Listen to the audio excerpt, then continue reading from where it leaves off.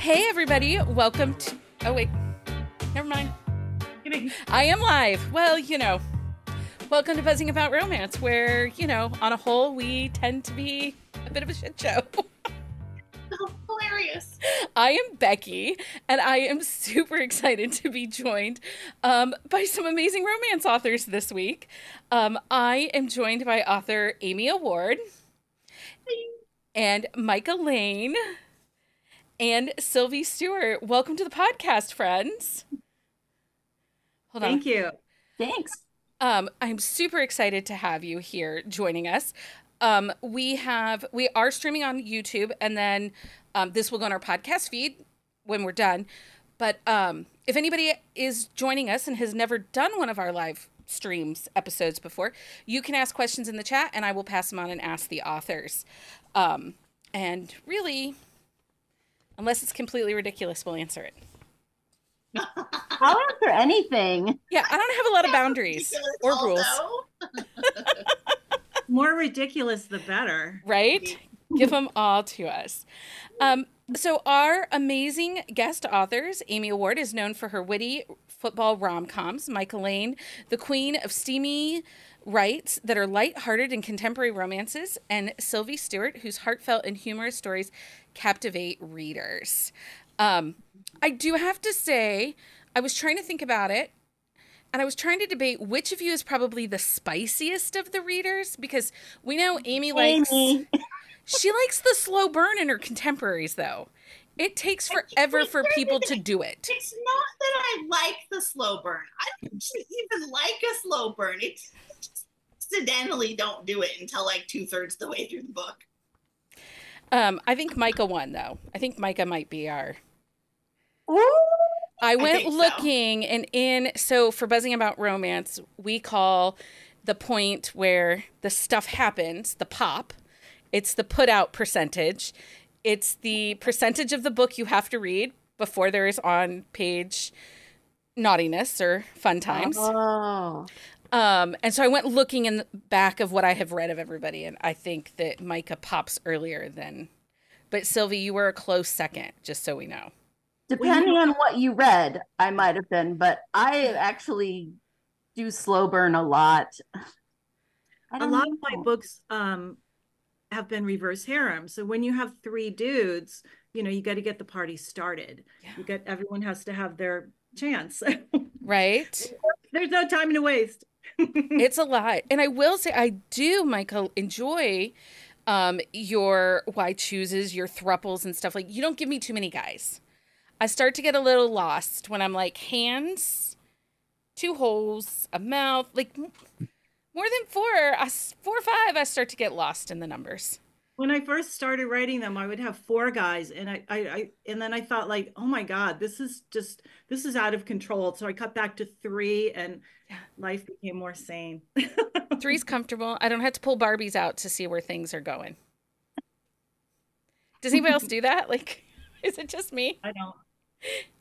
Am I the only one with sex Barbies? Okay, it's just me. I think Amy froze, but she'll be back. Okay, so until Amy comes back. Oh, Amy, you made it back. It's okay. At least it was a cute freeze. Yeah, you looked good. I love a cute freeze. Yeah, it wasn't. And I always look like a, gargoyle, like. Right. One time I had my mouth hanging open. I looked ridiculous. Amy, if you freeze and you need to hop off and then come back on your phone, it's fine. Just come right back in. No problems. Whatever you need to do. We'll just keep going. Okay, so we'll start here with Mika first. What drew you to romance? Because what we want to do is we want our listeners to get to know you guys, especially if they've never read your books. Well, consistent with the comment you just made about steaminess, I kind of backed into writing romance. I always really loved reading and writing erotica, and it was kind of a hobby. And then I was thinking, like, this is something maybe I could do for a living, because the corporate world wasn't really cutting it for me. But then it kind of evolved. I'm like, no, I'm gonna morph this into like romance stories, because then I felt like I could have more of a story going on rather than just erotica. So yeah, I just kind of, it's not like I set out to be a romance writer. It just kind of evolved out of my interest in writing naughty bits. Naughty bits. I mean, that works though. Works for me so far, so good. Were you always a writer? Storyteller? Yeah, I think so. I mean, I was in the corporate world and I did marketing for a long time, but which is, you do a lot of, I mean, that's why I ended up doing marketing, because that's the one part I think of the corporate world where you kind of can do a lot of writing. I wouldn't say I didn't always do creative writing. That came later. Yeah. But I always liked writing. Like if I could if I had to take an exam in college, I would almost always get a C. But if I could write a paper, I could probably get an A. So that's kind of the only thing I've ever been good at. So, I'm sure you're good at it. That's why I'm here. What about you, Sylvie? Why romance? Well, I mean, I've always been a writer. I've always written fiction stuff, just like short stories and things. But I had twins and they had some medical problems too. So my life was completely just like consumed by these little boys. And so I couldn't handle reading anything heavy when I would read, because I would spend a lot of time in their rooms while they were falling asleep reading, and waiting in the car for them reading. I couldn't handle anything heavy. So I got back into romance after, I mean, like I read Harlequins like forever ago. But no, I got back into reading romance, mostly rom-coms, and I was like, okay, all right, this is good. So then I published. Yeah. I mean, to be honest, romance, and I know people feel differently about this. My oldest has health and medical issues also. And romance was the escape I needed. You spend countless hours in waiting rooms, and you still have to keep an eye on your child and make sure they're not licking things, and, or ultrasounds take hours, and you sit there. And I mean, I'm fairly certain my child was probably 2 weeks old when he got a book dropped on his head for the first time. Oh, I mean, he's 21 now, so there were not e-readers or phones then. So just, a mass market. Right. Just a mass market. He's fine. Yeah. Same with mine. Probably better to drop a paperback on him than a phone. Right? I mean, think how heavy some of those phones are, an iPad. I mean... Ask me how I know. I was reading once in bed on my phone and started to fall asleep, and it fell right and gave me a fat lip. So wouldn't want to do that to a baby. No, I drop my Kindle fairly often on my face. Yeah, there you go. Pretty bad. So both of you kind of write a little bit on the lighter side, a little bit on the more rom-com-y side. And so there is discussion of covers. And I have to ask you guys, because you both win, just so you know, because your illustrated covers have faces. They're not like burlesque, like blurred, like... Oh, yeah. I don't like the no eyes, no nose. Like, how do you wear glasses, but you don't have a nose? Like illustrated, the vector covers. Yeah. You know what? That kind of reminds me of, I don't know if you guys remember when this used to be a thing. When people would get these weird dolls, they were like 3 feet high or whatever, but they were made to face into the corner of the room, so they had no face. Yes, that was the creepiest thing ever. Or the ones that were like supposed to be the little kid, like with the ghost, and he had legs and pants. But then if you lift that, and it had a head, but if you lifted that sheet up, there were no arms. There was no hair. It was weird. Okay. It was weird. Well, I don't know. I like I go back and forth a lot with the illustrated covers versus the man chest covers. Yeah. Versus just like an object cover that has neither. Yeah. And I don't know. I feel like the man chest ones sell the best. I don't know. I love a man chest. Like 10 out of 10. I'm buying the man chest. And when an author will be like, oh, the man chest isn't available in the paperback. Okay, I guess I'm not buying a paperback. My trophy shelves didn't need it. I I love a man chest. There's something pretty spectacular about a man chest. I'm actually in the process of recovering my latest series for just the ebook. Sorry, with man chests. That's okay. It'll be okay.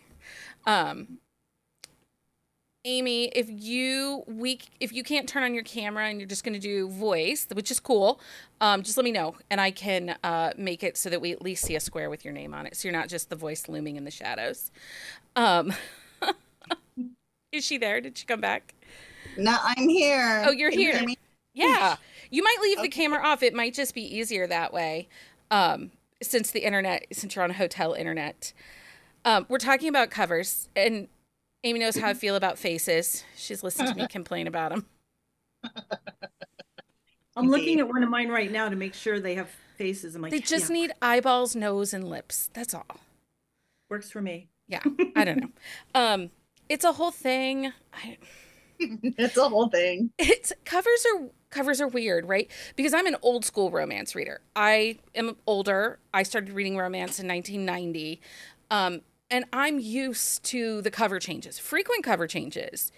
You know, if we think about it, hardbacks would have one cover, and it would be 18 months till you got the mass market paperback of a book. And then the cover would change. And with each run, because, you know, they'd have a print run.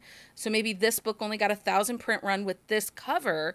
It would switch it up again. And then you'd get step backs. And the other thing that makes me laugh are people that complain about like the Target stickers that they have to peel them off.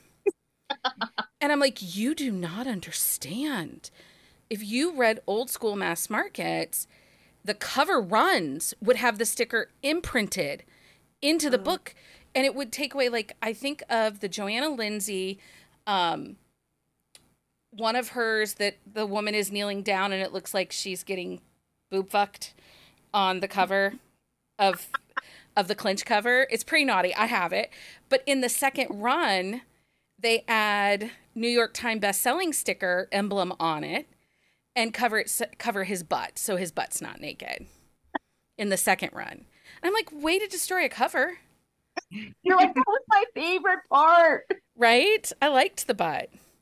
But, I mean, I don't know. What are you guys' thoughts on covers? What do we think about covers? I'm lost. I don't know what works and what doesn't, but I don't know. I just feel like, especially for digital, the man chests do the best. Yeah. Yeah. I don't know. I mean, I'm not a person who's good at identifying patterns. I know kind of what I like, and I was getting maybe a little tired of the man chest. So I talked to my cover designer and said, can you do some illustrated covers for me? Especially as I got into writing more like rom-com-y stuff. So it felt right. And I was pretty much just going on instinct, and, Yeah. you know, No. it could all blow up any day. Yeah, I love illustrated ones. They're cute. Like, I super pay attention to the trends, and it's why I did the cartoon covers in the first place. But I knew that I did not want the weird no faces, which is why I got the cover designer that I did. Yeah. Because her art is art. It's not just pictures. Yes, I love your covers so much. They're so good. They're really great. The first time I saw the first book in the series, like, I think I literally squealed when I saw it the very first time. And I immediately emailed Lenny back, and I was like, Lenny, I know this is a weird, crazy thing to ask, but would you be okay if I got this as a tattoo? And she's like, Wow. Okay, there's frozen face. There's a frozen face. But I do want to see that tattoo if it ever happens. Right? I don't have tattoos. Do you guys have bookish tattoos? I have no tattoos at all. Me neither. I have no tattoos. My husband's like, I don't like tattoos. I'm like, "Ugh." Yeah, I'm not a tattoo person. I don't know. Germs, needles. It's such a big commitment. I mean, both my sisters have them, and every now and then they'll say, let's all get one together. We'll get the same matching thing. And I always back out, and they get kind of mad at me, but I can't think of anything I want to look at forever. Yeah. My mom has tattoos, but she got them after my dad passed. Not that my dad would have cared, but like, she had a little bit of a midlife crisis at 65. But I mean, she loves them, and she's always like, you can get one. I'll pay for you to get one. I'm like, I'm good. Thanks. Thanks for asking. So in writing, especially when you're writing something like rom-coms, which all three of you tend to write a little lighter, more contemporary rom-com type romances, I would say all of your books give us really great emotional arcs for your characters. Like, there is good character development. Even in, the Why Choose, we see character growth. I would say none of you are just writing vibes, which is my current, Thank you. current thing. So how do you balance these deep emotional arcs, rom-coms, and, spiciness? It's like Sally Field said in Steel Magnolias, the best is laughter through tears. So, because you're feeling everything. So I always want to do that. You've got to be able to cry at least at one point in all of my books. You've got to at least tear up. Like, I get a lot of readers who message me and they're like, "Oh my God, this book totally made me cry." And I'm always like, "Oh no, I'm so sorry. I didn't mean to." No. I want to cry, Amy. I know, but I don't want to cry. I think crying, I want that emotional, because I feel like that's a sign that we connected to those characters, right? Yeah. Like, if you're feeling their emotions, if you're feeling their desire, if you're feeling their angst of being, awkward, then I think as a writer, as an author, you told that story in such an exceptional way that we connected. Yeah. How about you, Micah? I mean, I kind of think of it as real life because there's so many ups and downs in real life. I mean, we have good days, and then we have our, can I swear on this, Becky? Yeah, absolutely. Okay. That's right, because I heard you drop an F-bomb earlier. we all have our good days, and then we all get our shit sandwich, and nobody goes through life without both of those things. I don't know anyone who's hasn't, had setbacks, and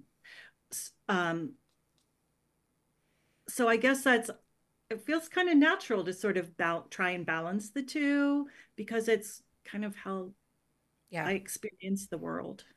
Well, you want people to relate to the characters, and so what's more relatable than a realistic kind of a balance? True. Yeah. And Amy and I've talked about it before. I am a fan of the third act breakup, or the third act dark moment, the angst that they have to overcome something, even if it's like a suspense element, they have to overcome something together. I want that. I want that emotional, clench of okay. Because to me, that reconfirms the HEA. And I know that the current trend is no third act breakup, people hating on miscommunication. I think that romance and miscommunication are synonymous. I think it depends on the story. I mean, I have one book that does not have the third act breakup, and no one's complained about it, at least not that I'm aware of. But it just kind of happened that way. Like the two main characters, this is not reverse harem, the two main characters definitely hit some big bumps in the road that they had to work through, but it didn't include a breakup. And I don't know. I think it worked. Yeah. I hope everyone else thinks so, but it just kind of happened by accident. And if that's yeah, like I said, I'm not good at identifying trends or even listening to trends, but if that's a trend, I'm like, I don't know. I just have to kind of feel it. I think if the story lends itself, I don't mark off points on Amy's books because they don't have that moment, because they're overcoming deeper emotional stuff. Right. We do always have, I will always write what we call the dark night of the soul. You're right. The struggle that they overcome and the eventual happy ever after isn't as satisfying if they didn't have anything to overcome.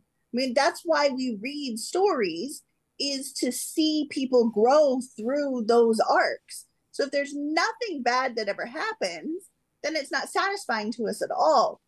I just don't like it when they're mean to each other and they break up. I just give them some other reason that it's going to be the dark night of the soul. Sex scandals. That's fun too. Right. well, it forces them to confront something, right? Give them a sex scandal or an interfering mother or something. Yeah, there has to be something to get over. Yeah. If you don't have something to get over, then it's just a slice of life. It's not a novel. Yeah. It's just hey, here's a moment in time for these people in their life. I mean, it has to have an arc, and I mean, I don't know. I sometimes I'll do like the big third act breakup, and sometimes I don't know if people like this better or not, but sometimes it'll just be like circumstances. They're on vacation and vacation ends. Which we see a lot in But fake relationships, right? They're not technically together. Yeah, right. So sometimes it can be circumstances, sometimes it can be something horrible that happens, or sometimes it can just be, hey, this is each of them are getting over something and they need a little space or something. Yeah. I think for me, no relationship is 100% perfect all the time. No. Yeah. I mean, I've been married to my partner for 25 years. We've been together 26. And right now, our slice of life is great, right? Our children are grown, things are good, whatever. It wasn't always like that. And sometimes in a romance, when you get that moment, that circumstance, that dark moment, that miscommunication, and then they come back together and overcome it together, or overcome it and then are able to be together, it just reconfirms that even though times are tough, good times can happen going forward.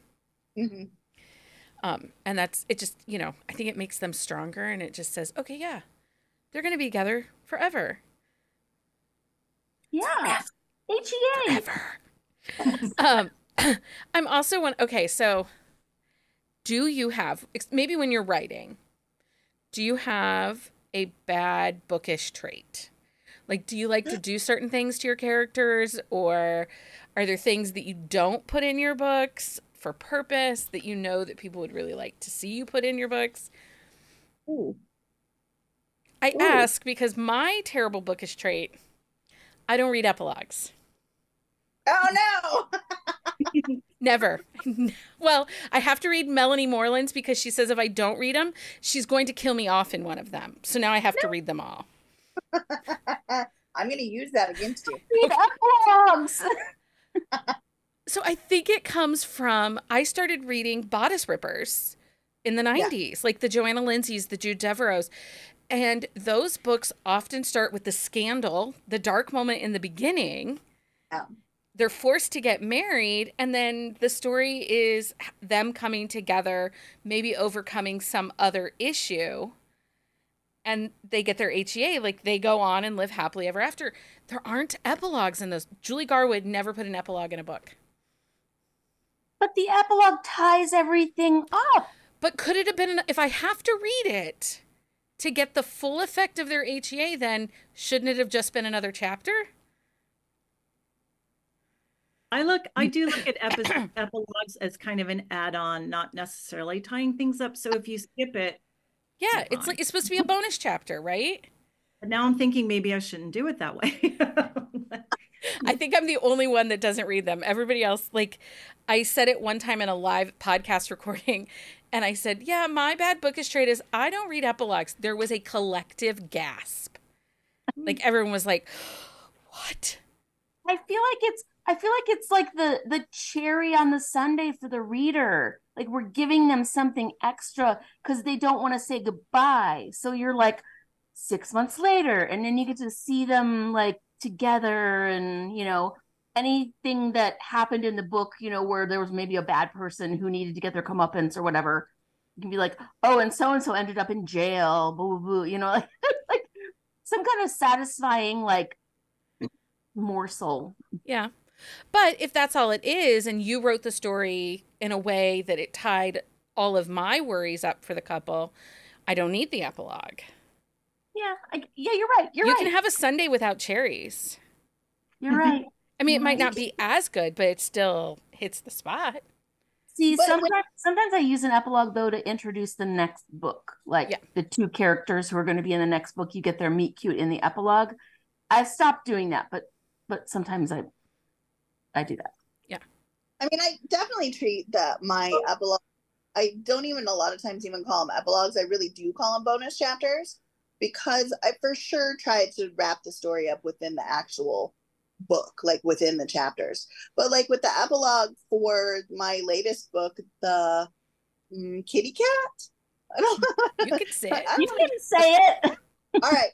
I just don't want YouTube to be mad at us. The Pussy Next Door. Obviously, there's a cat in my book, right? Right. In my bonus chapter that I did a scene from the perspective from the cat. That's hilarious. You can't be missing out on that, Becky. You want to know what 7 of 9 Lives was thinking. I mean, That's See, Becky. I don't. It was very fun. I think Oh, I that's love that. great. I mean, I think that's fun. I don't know. I mean, like, if you have a quirky grandma and the grandma gives a point of view, that I would read that. Like, I love a quirky old person. But overall, sometimes, especially when, okay, and I haven't seen this in any of your books, so you all are safe, but sometimes you get like 5 epilogues. Oh, yeah. End the stinking story, people. No, sometimes we're too attached to our characters. It's not always for the readers. We don't want to let go. Let it go. I don't need 5 epilogues. I can't let go of any of my characters. So all of my series are interconnected because I can't let go of any of my characters. So you write in a world where everybody... Yeah. I definitely do that with my 80 award books. They're all interconnected. And it's hard to not be like, ooh, who can be in this epilogue? What? I did do one book that had 3 epilogues. It just got kind of carried away. But one of the epilogues was a cookie recipe. So, I mean, that's okay. I do like a recipe in a book. yeah, I love her. I do too. And I probably will make the recipe. Like, if it's in the book, I'll make the recipe. Delicious. I am that person. Stacy asked in the chat, her would like to know how the 3 of you met and became friends. Oh, it's my fault. This is your fault. I've only talked to Micah online, but Amy, I know. Yeah.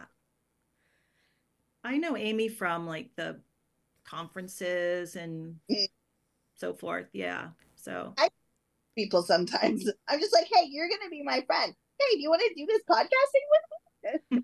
What? But Micah, you and you guys wrote a book together, right? No. No. Who did you wrote?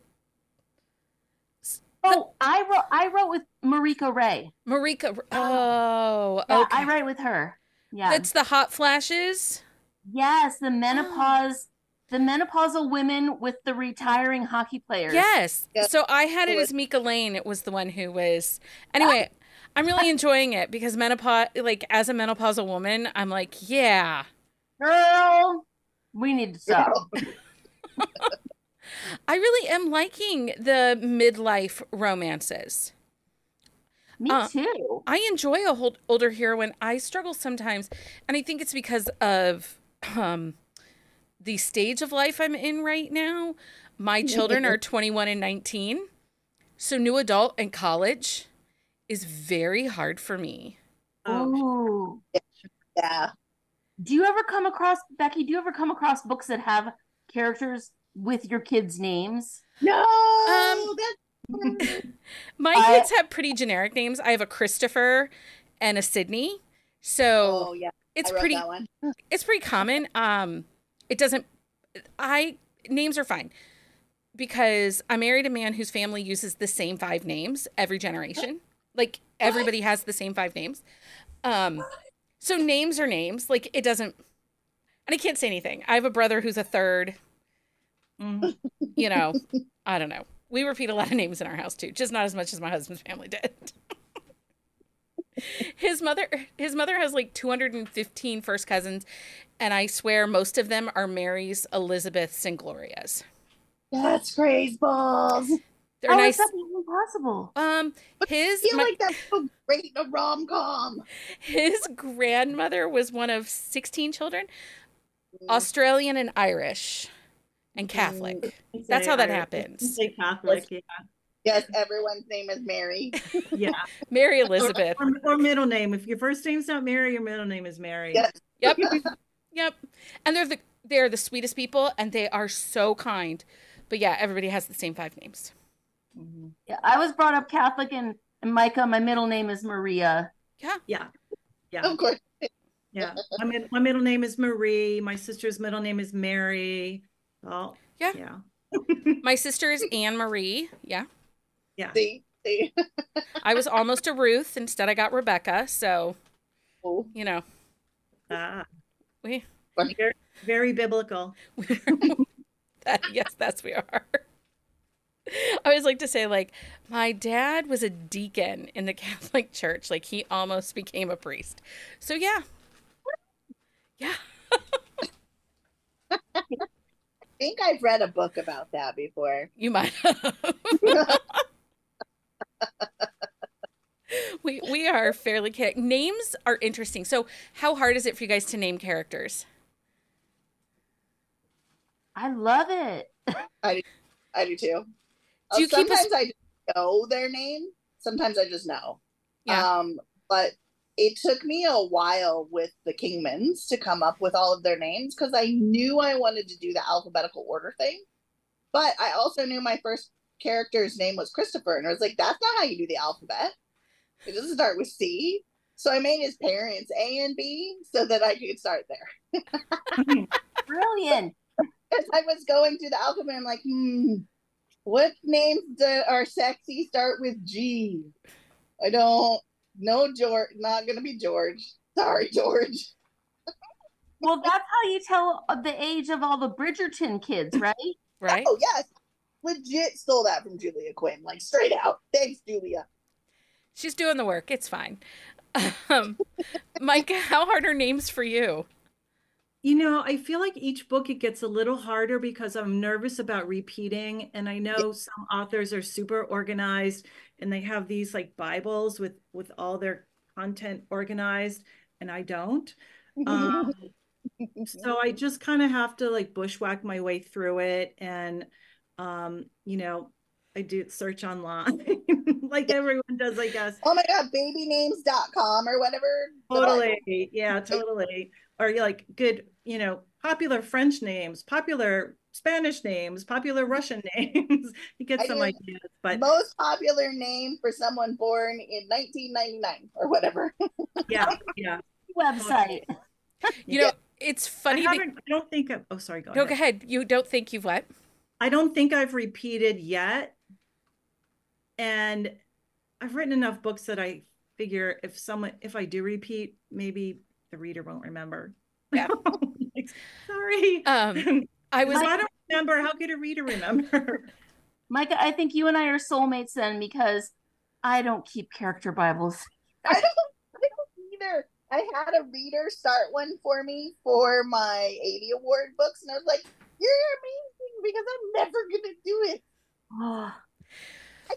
Okay. Live. As somebody that does this for authors as part of my living, I need you all to know if you ever write a second gen, please come see me, please. So we don't lose babies or children, you know, like my color changes, profession change. Yeah, come see me, please. People get new, Micah. Sometimes they get new jobs. Oh my God. Oh my goodness. It's all just football players. It works fine. It's so funny because today I was actually helping Carrie and Ryan. She went on babynames.org or babynames.com and she just nothing was speaking to her. And I'm like, listen, sister. You named a whole family with ease and then expected the reader to remember all of the characters. So I gave her like 5 names. I'm like, how about these 5 names? Do you have characters with these 5 names? I'm telling you, introduce Carrie and Ryan to the alphabetical order of the family. It's brilliant. She did her Wilder Brothers series that is out right now. The 6 brothers, all have E names. No, Yeah. Carrie, you're fine. She is fired. She knows. No more making your own characters, Carrie Ann. In my latest series, all the kids had names that were named after the parents' favorite music stars. Oh, They were all. It was the oldest one's Carter for like the June Carter family, because they were all country music fans. Sorry, and then there was Cash for Johnny Cash, and then Denver for John Denver, and I love that. Miller for Roger Miller, and then Lynn for Loretta Lynn. I need I like that idea. someone to write a modern day Mama Cass fan fiction romance. Ooh, Because there's a lot of drama about Mama Cass. So much drama. She's such a cool lady and kind of mysterious. Because she when she passed away, no one knew the father of the baby. Yeah. And it wasn't until the oldest Philip's daughter was like, hey, let's do a DNA test. All right, Becky, you got to write it. I will fix your words, friend. I will fix your words. I will categorize your words. I will give you feedback on how I think your stories are. I will give you a trope listing. I will do all those things. I do not write words. No, Mama Cass would be a really fascinating character, because why did she need so deeply to keep that secret? Right? That's some good, deep inner monologue. So stuff much going on. unrequited love too, because if you think about her story from her first band, and then when she fell in with the Phillips and became the Mamas and the Papas, and how they wouldn't let her join. I'm just telling you, some Mama Cass fan fiction. I need someone to write that. I like it. I'm obsessed with her. I love Mama Cass. Like, I love her voice. Yeah. And I love that I think she's from Baltimore. I'm from Maryland. So yeah. So talented. And she was beautiful. And she didn't get the respect for how beautiful she was. Legit. In the 60s and 70s during the, when thin was best. And yeah. I mean, we all lived through the 90s. So era. Yeah. Heroin chic. So, and we survived. I just think... I just read an article that they're saying that kind of the unspoken crisis of menopause with women now is anorexia. Because it's like you're going backwards in life again. You're pretty much going through the hormonal changes you went through in puberty, but you're the opposite way. But women are like relapsing. They've been fine, and they've been not fine. They've been survivors and strong in recovery, yeah. Time. And then they hit menopause and they revert back to teenagers, like in the way that they view their bodies in food. And they kind of have this like obsessive desire to get skinny again, like when they were young. Oh wow. I mean, the body positivity movement has taken a big hit. Can you guys still hear me? Oh, it said audio. Hold please. You're fine. You're there. Are you talking about Ozempic? Well, yes, it is the age of Ozempic right now. That is what we're living in. And I saw a meme the other day, and it wasn't wrong. And it said the two things holding up our economy at the moment are Taylor Swift and Ozempic. Yeah. And Ozempic has taken such a huge toll on the body positivity movement, because everybody can take a shot now and learn how to starve themselves. Yeah. Well, that's healthy. So healthy. It hurts my heart so much. And I'm sure that is part of what is feeding into women in menopause right now, because we grew up in the era where Kate Winslet was fat. Kate Winslet was never fat. FYI. By the way, in Titanic, she was not fat. Ridiculous. And Monica on Friends, she is portrayed as 50 pounds lighter than I am right now. And she was fat as a child. And the whole fat suit thing? Yeah, the whole fat suit thing, all that kind of stuff. It's taken such a toll on women our menopause ages that I'm not surprised that I don't think it's because of our hormones. I think it's because of culture again. Sorry, I got all excited about that, but I'm mad. No, I don't disagree with you. I think the connection with the hormones was more about like when you hit menopause, your metabolism pretty much stops. I mean, yeah. So you start gaining weight, even if you are continuing your healthy habits. Yeah. Start gaining weight. And so then women who have a history with eating disorders, then it triggers it. But it also is coming from going into the doctor. I recently have had some health issues, and I am a bigger person.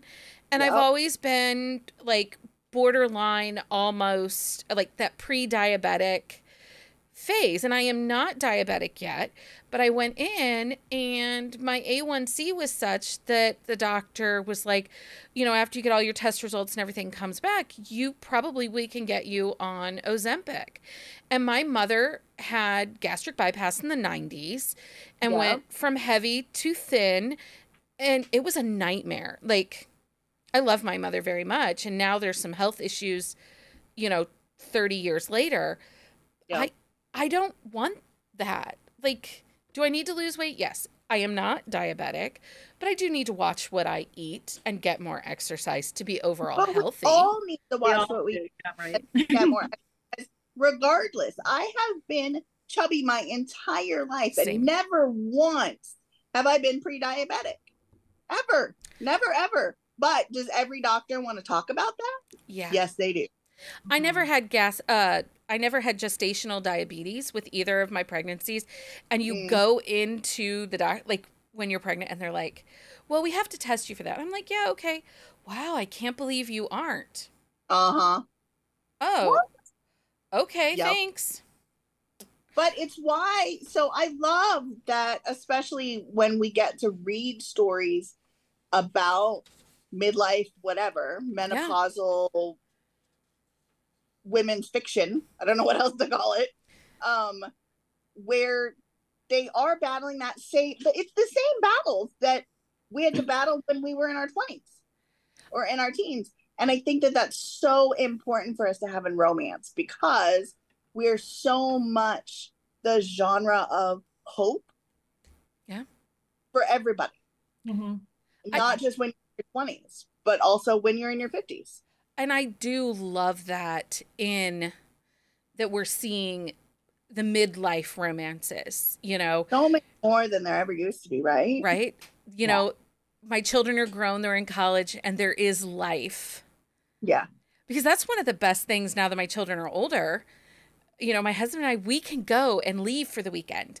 We can do things, and I don't have to worry about who's staying home with the kids. I just have to tell the kids, please don't let my dog die while I'm gone. Could you please feed and water the dog? Yeah. I mean, their grandmother lives downstairs in an apartment, so it's fine. Perfect. Did you guys ever see that movie called Failure to Launch with Matthew McConaughey? Yes. They're all excited he moves out, and his dad gets the naked room. Yes. Because there's no kids, so he can walk around naked now. That's all right. Yeah. It is Terry Bradshaw. Yes. It is Terry Bradshaw walking around naked.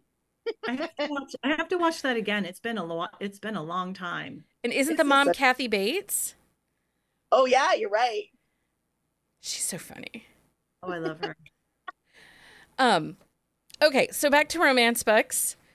So this kind of follows along. So how do you navigate the balance between portraying realistic romantic relationships, but also providing that escapism and the HEA? So that kind of goes into those miscommunications, third acts, real life problems. How do you balance that when you sit down to write? And you're all like, I just sit down and write. Could you stop asking me how I'm solving problems? Yes, that's my answer, Becky. Is it? That's a good answer. Yes, what you said. Micah, do you are any of you plotters in your stories? I'm both. I'm a plantser. Like, I do plot, but I only need I just need some of the plot points to know where I'm going. And then it's going to change halfway through anyway, as I discover who the characters really are as I'm writing their chapters. So kind of, I have aspects. What about you, Mike? I'll do a pretty detailed plot because if I don't, I start to feel anxious, but then I deviate from it tons. Yeah. Like I kind of look at it as like planning a road trip. Once you're actually on the road driving, you see something better or another route that's more promising. So I don't really stick with them much at all. But if I don't have it, I just kind of start to freak out. Like, That's That's fair. I guess it's kind of a safety net for me, anyways. Well, you need yes, but I love your analogy of what. Wait, look at this fun roadside attraction over here. I want to go see. Yeah. So, when you guys are writing, does the whole book play out for you like a movie? Or is it just that the story is kind of voices in your head? Or is it a combination of both? Well, I think for me, like, I mean, it is a movie once you're done with when you're writing the chapter, yeah, it is a movie in your head, but I don't think that, I don't know how the whole thing looks, it's as I'm writing, like, I definitely am envisioning these people. Where are their hands? What is in the room? What does the voice sound like? Stuff like that. Yeah. What about you, Micah? Do you like, is it like a movie that plays in your head, or are you creating it as you're writing it?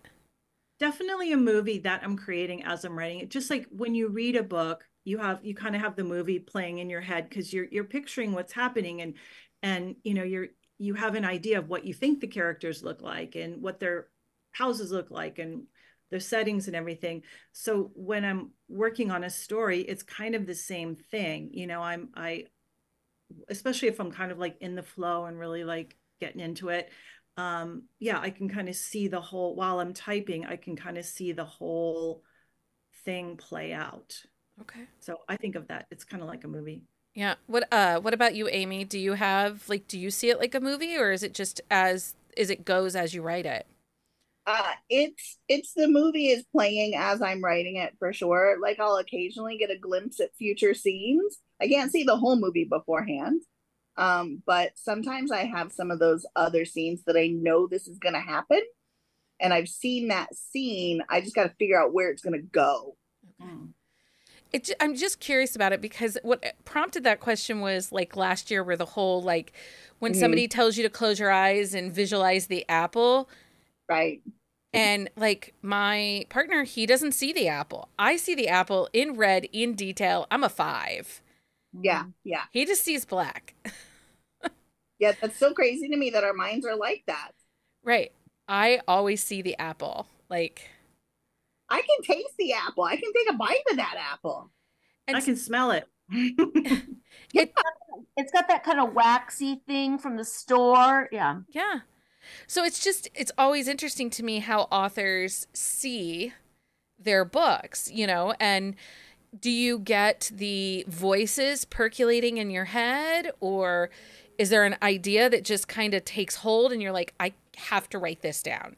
Even if you're in the middle of another book, there's this thing in your head that will not leave you alone and you have to write it down.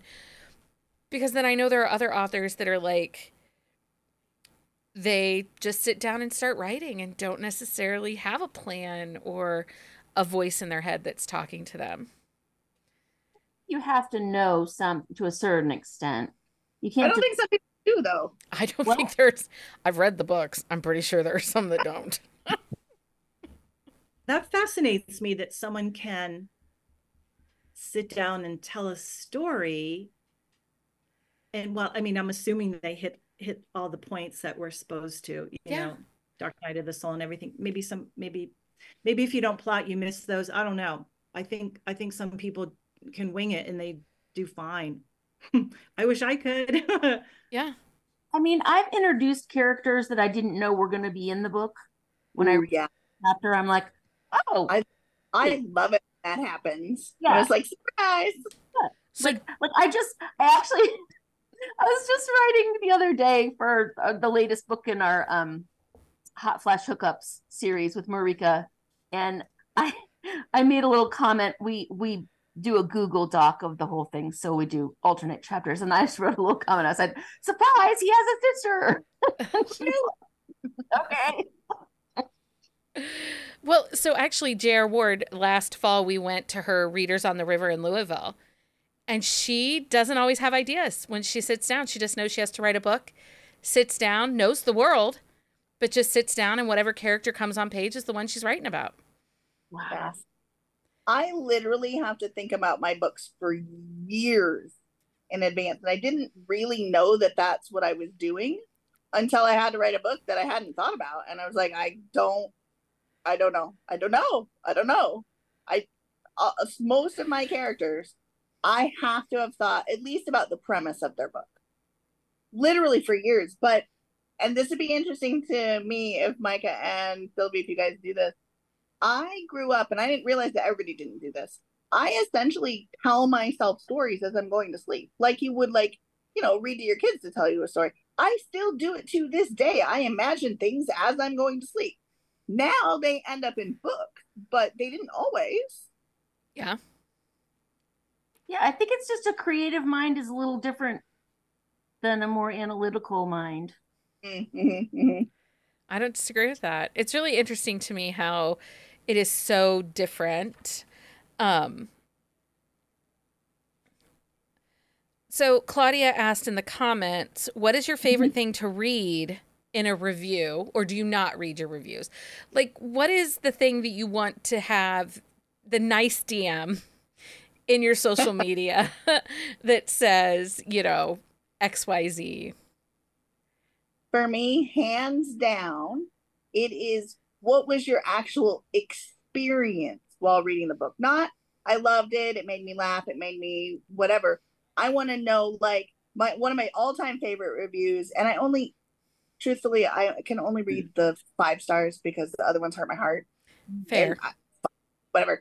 But one of my all-time favorite reviews was she almost missed her bus. Yeah, not getting on the bus, getting off of the bus because she was so involved in the story.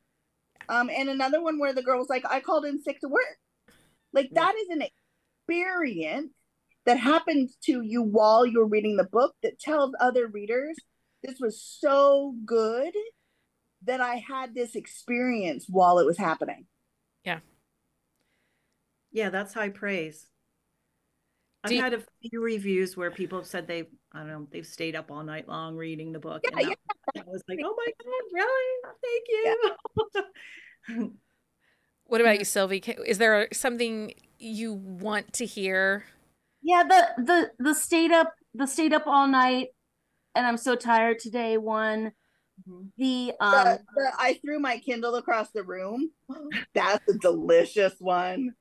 Sorry, I broke your Kindle. I'm fairly certain I did that in Cock. I had some moments of anger. I also like the one where they're like, oh my God, I was in a waiting room reading this and I am so embarrassed now. Everybody's staring at me because I'm laughing. Yes, that's a great one for. Love it. Love that. Those are all good ones. When I go looking in reviews, I want to see the reviews that say, oh my God, there was so much spice in this book. Not a lot of plot. Or the chemistry was outstanding. I couldn't put it down. Like, I don't want a book report. Right. No. I want a feelings report. Yeah, I don't understand the reviews where they just like retell the whole story. Or what about the ones where they just like reword your blurb? Yeah. I got it. And I didn't need a synopsis and that's another thing I don't do. I don't read blurbs. Basically, you sell me on a title, a trope list, and a cover. Any one of those or a combination of those will sell me on a book. So if I'm going into a review, it's because I'm not exactly sure if that... Sometimes covers can be deceiving and you don't know if the book is going to be spicy or not. And I want spice. I'm not. No, a lot of readers don't know what to write in reviews, and that's where summaries end up happening. They're like, this is what happened in the book. But I want to know what happened to you while you were right. reading the book. Like, I know that book is spicy if somebody says in the review, this was a one-handed read. Or I was blushing through this book. Yes. Or,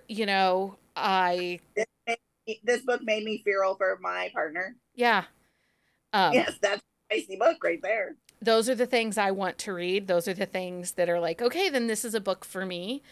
And because I probably am a little more of a mood reader, just because if I'm not reading for work or for the podcast, I, tend to read more like where my mood is. So if I want something that's, a little lighter or a little bit of suspense, tell me that. Like, I did not see the whodunit here.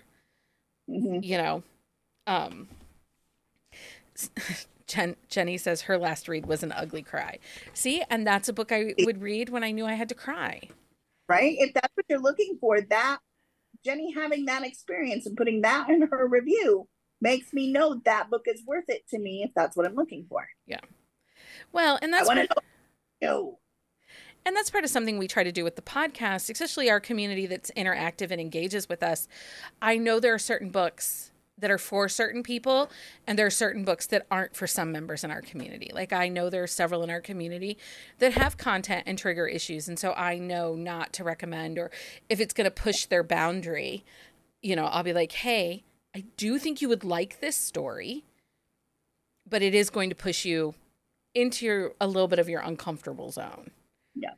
Well, not everybody, and not every book is for everybody. Right. And that's hard for authors to accept sometimes.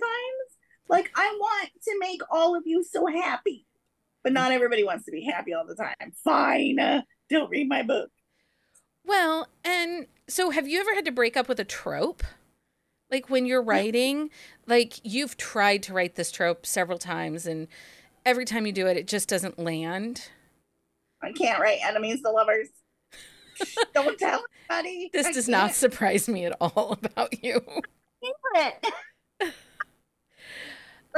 I've tried a couple of times, and like, they're enemies for like 7 sentences, and then he's like, "Oh shucks, I don't hate you." Micah, have you had to break up with a trope?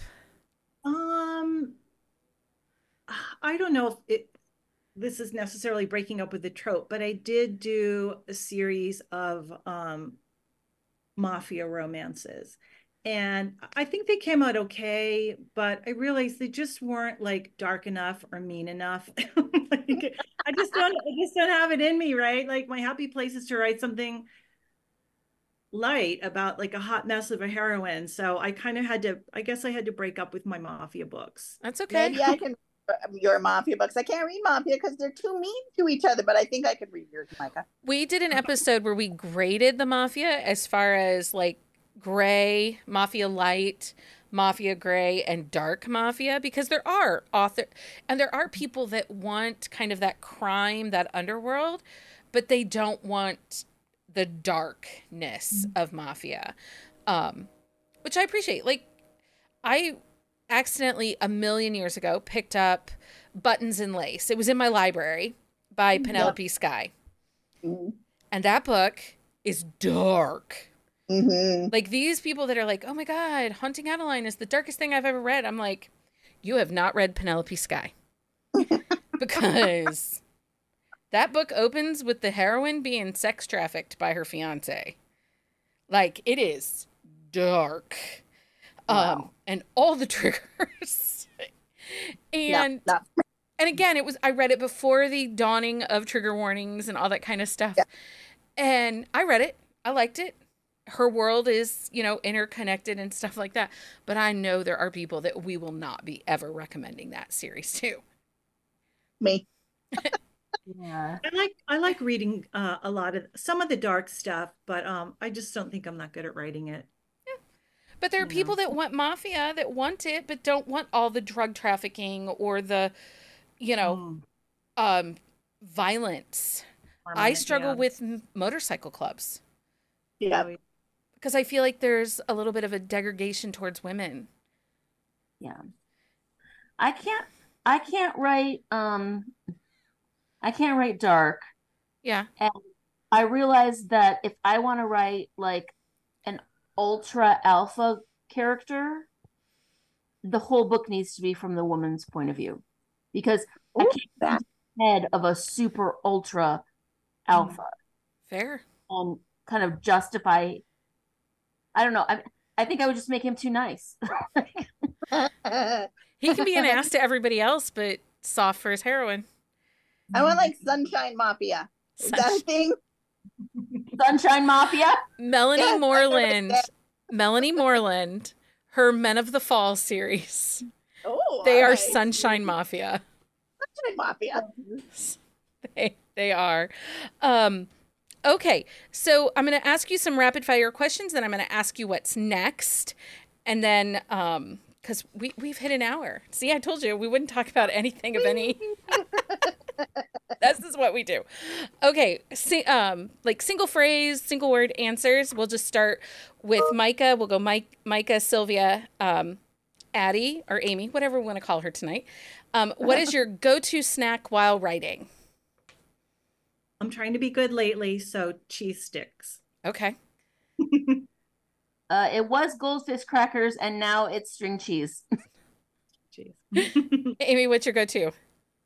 I'm much more of a drinker, so my go-to is Earl Grey tea with cream and sugar.